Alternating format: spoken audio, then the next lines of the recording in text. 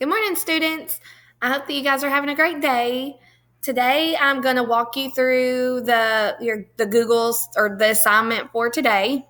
Also, I posted a Google form about one-on-one meets, and I would really like to start meeting with you guys one-on-one.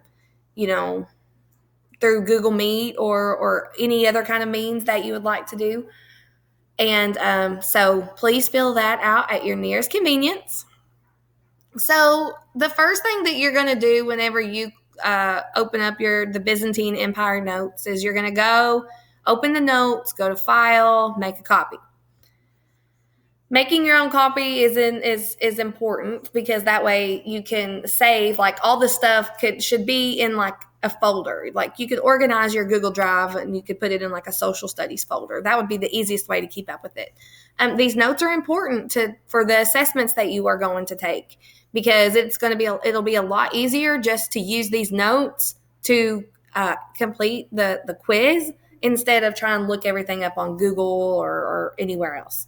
So, and I'm trying to make it easy, but still, I feel like that some students are not they're not using their time wisely, and they're not completing these notes, or they're just looking up all the answers on the internet and they're getting them wrong. So, just use this stuff that I'm giving you. That I make the quizzes directly from these assignments, so it's important. The first thing that you're going to do with the Byzantine Empire, the Empire Strikes Back. I like that part.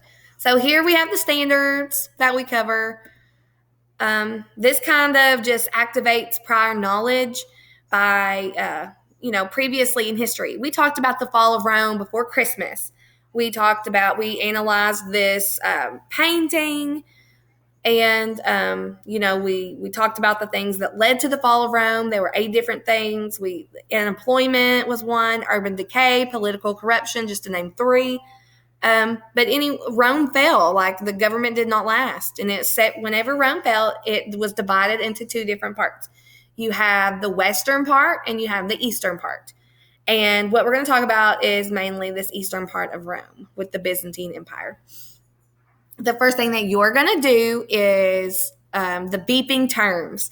So whenever I like beep, I feel like middle schoolers like this. It might be a little elementary for you, some of you guys, but that's okay. So B stands for book definition. E, example or explain in your own words, and then a picture. So over here on your notes, there's a little table. So excommunicated. What you're going to do, you're going to go to Google and you're going to look up the definition of excommunicated.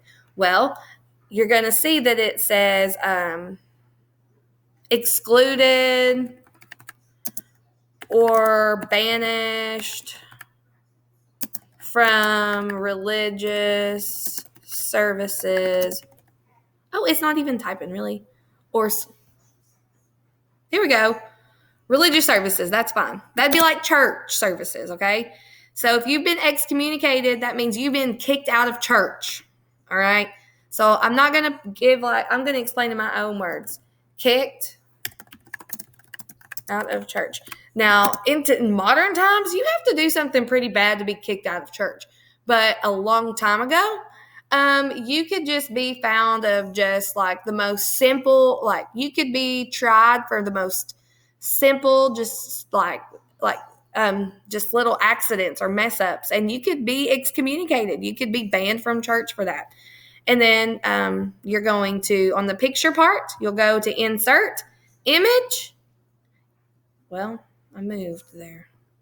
Search the web, okay? But be careful because there are some things on the web that you probably shouldn't add into this, especially whenever you're talking about like these old terms and stuff. You got to really pay attention to the pictures or the artwork that you put in here. So I'm going to delete this. So you're going to do that for the rest of these words. Like patriarch, that's a male leader. of a group or a family. An example would be Abraham. Like, he was the founding father. He was the patriarch of Christianity. Okay. You're going to do that for a revolt, for the Hagia Sophia, Constantinople, liturgy, and iconoclasm.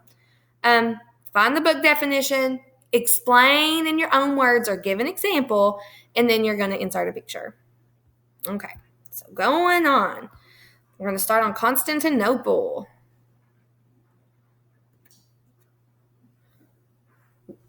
You know, these slides are pretty self-explanatory. What you're going to do is you're going to work your way through these slides.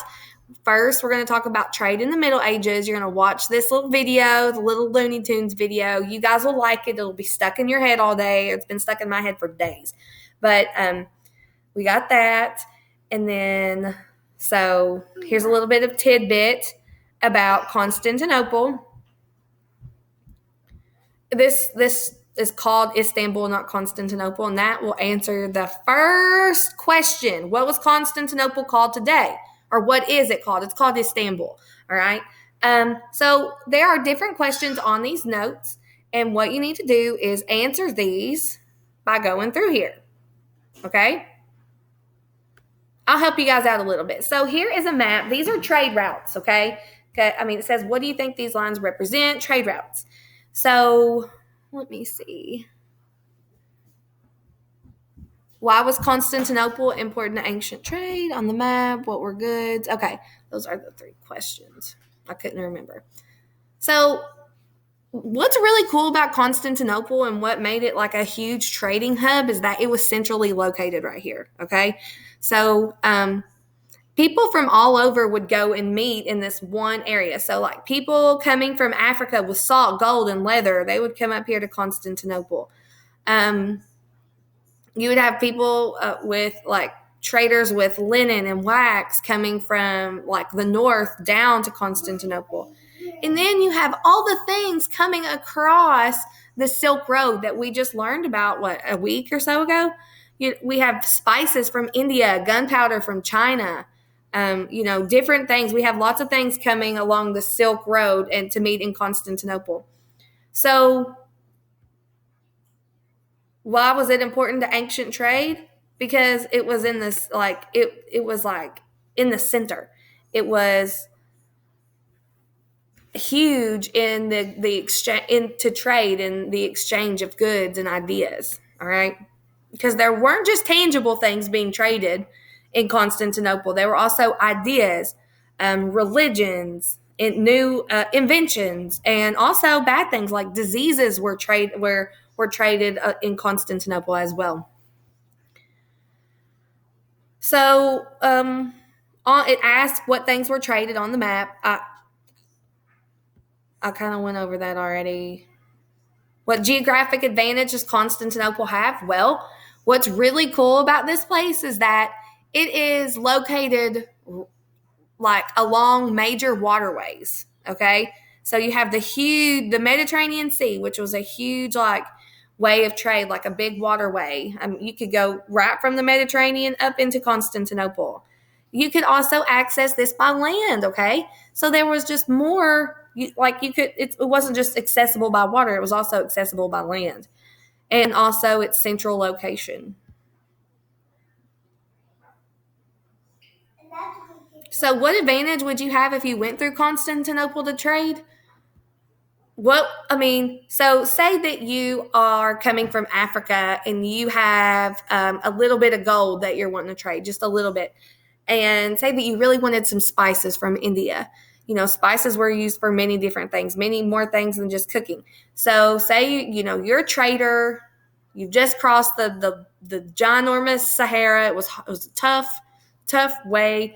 You got gold, you're looking for spices. Well, you can about guarantee that you're going to find spices in Constantinople because everybody came here to trade at this time.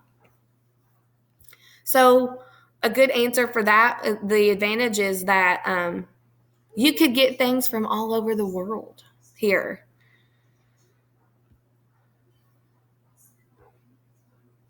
All right, these are the pictures that you're going to use. Down here, there's instructions. Looking at these maps, answer the questions in your notes.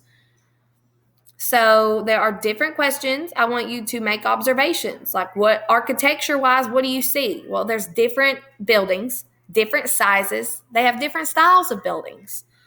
Security, you have city walls. There's watchtowers. Transportation, there are roads and boats. How do you think these people traded? What kinds of jobs do you think they had? What do you think their government was like? What religion do you think they had? What about their economy? Okay, does it look like a poor place, or does it look like their economy is booming? I'm going to go ahead and let you in on a secret. This place, the economy is booming, because if it was poor, these buildings wouldn't be here. Okay, like if it was a poor area, you would have people with portable shelters, almost like tents, squatting in the woods. That's what it was kind of like for the people who lived in poverty at this time.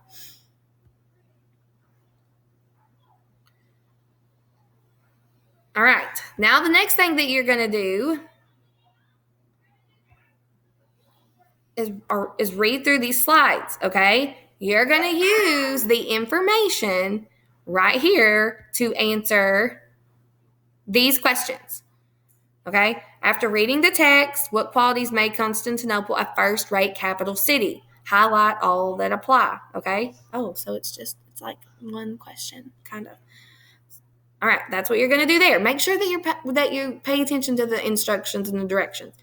Next, we're going to talk about Justinian. Okay, Justinian is important to the Byzantine Empire. Okay, down here in the comment area, it says, what do you observe about this picture? Use optic. All right. So remember, overview, O stands for overview. It right here in the comment box, it tells you. And then you're going to come and you're going to put the stuff here.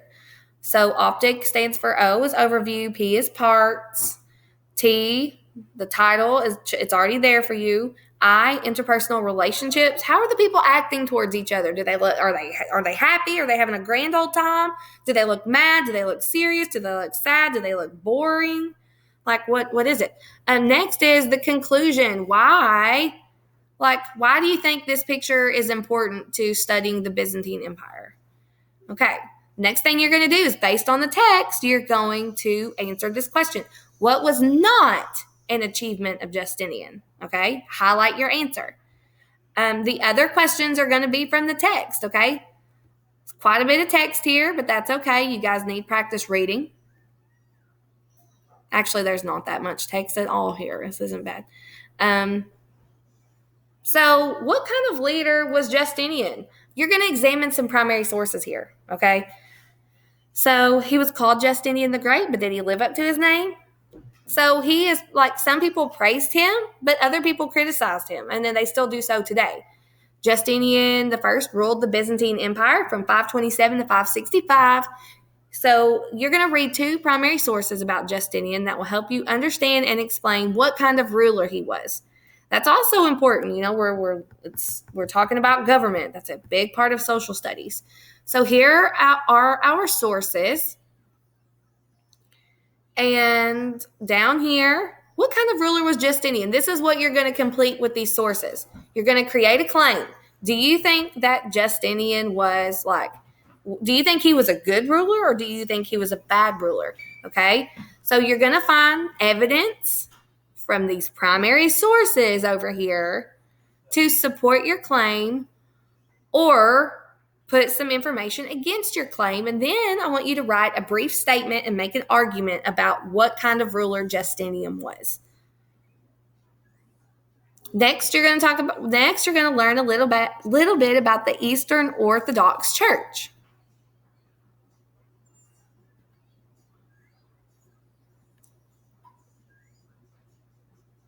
What do you think is unique about these two people? What do you think they have in common? All right, these are some questions.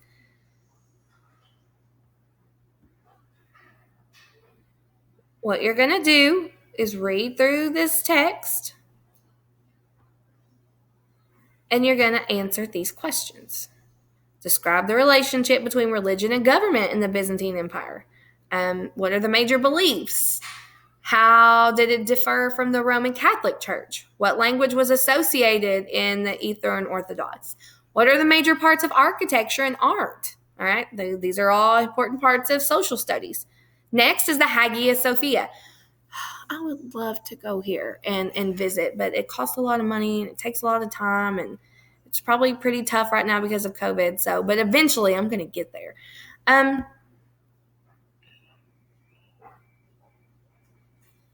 So there are some more questions and even a virtual tour. You get to go on a field trip today. Woohoo!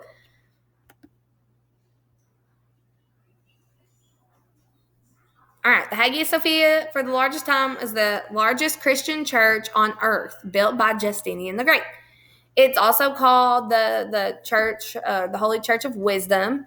It was turned into a mosque in like maybe the 1500s, and then it was turned into a museum in 1923-ish or 4, something like that. Here's a picture of the Hagia Sophia. The architecture is just grand. It's beautiful. Here is a picture of the inside. If it would load.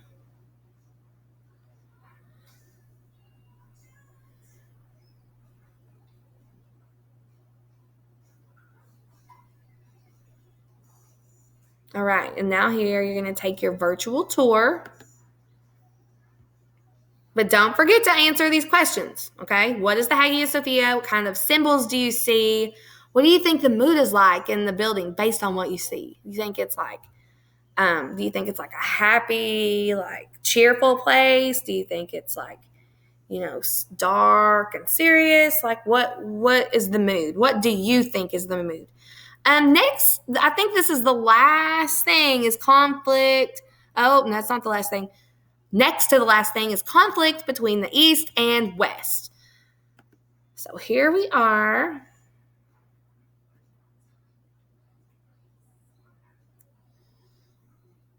You're going to read through this, the conflict between the East and West Europe, and answer these. Actually, you're going to fill in this table. Like in 730 CE, what people were involved? What event led to a disagreement? What was the result?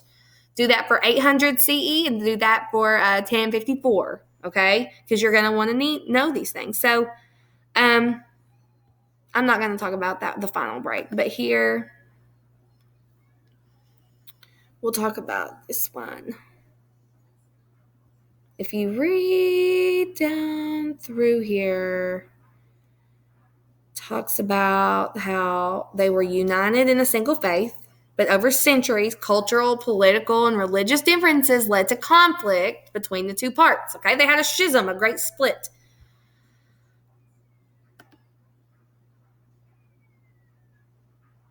I'm trying to find that first. Ooh, look, here's iconoclasm. That's one of our vocabulary words. So this is the first major disagreement this is the first major disagreement, okay? Many Christians in medieval times used images of Jesus, Mary, and saints in worship and prayer. Some Christians in the East, however, believed that people were wrongly worshiping the icons as if they were divine, okay? So they were worshiping these paintings or statues or something as if they were divine, okay? So in 730 CE, the first box in your little table, the Byzantine Emperor Leo III banned the use of religious images in all Christian churches and homes. So, right here, Leo III, all right? You could put Christians. You could put the people of the East and West. The event that led to the disagreement. Well, people were worshiping religious paintings and pictures as if they were divine, like the actual painting. And that was what led to the disagreement, and the result is that everyone was banned from having any kind of painting or anything that was Christian related or of Jesus or Mary or anything. So that was just the first one. There are two more. And the last thing that I want you to do, why is the Byzantine Empire worthy of study? Okay, why do you think that it is important to learn this stuff? Why do you think it's important that we talk about it? Why do you think it is a requirement of the state of Kentucky for me to teach this to you? Okay.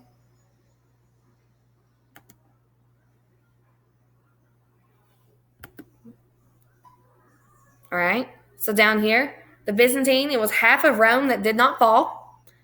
It had always been thought of as important. It was the center for trade and the exchange of ideas.